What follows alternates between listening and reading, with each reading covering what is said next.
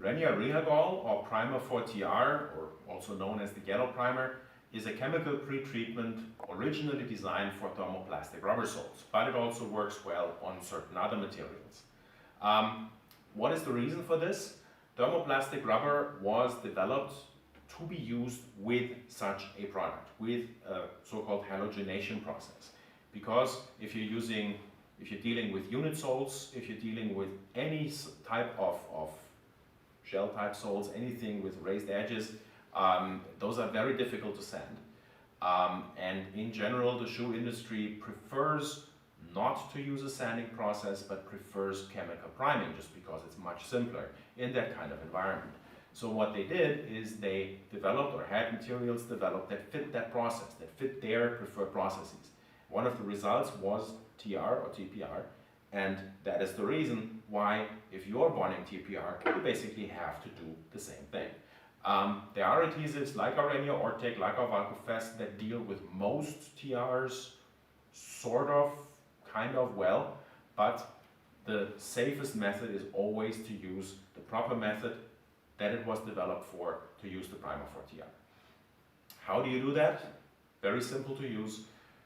Do your normal thing, grind and clean the surface, make sure that it is TR, or that it is material that requires it, put it on, wait 15 minutes, and then use either Col de Cologne, Multicol, or Synthitol.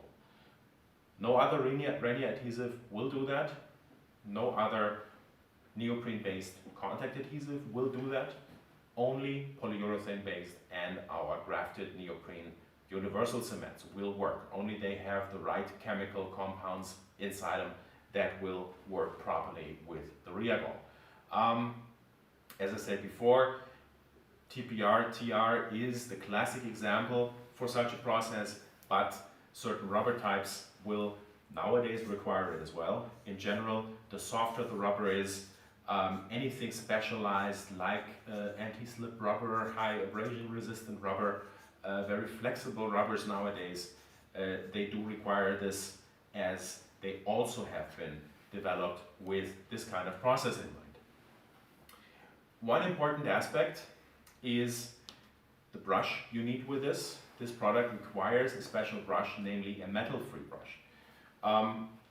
The product gives off chlorine, that's what it does on the surface, but chlorine is a halogen, hence the name, halogenation, which reacts violently with metals.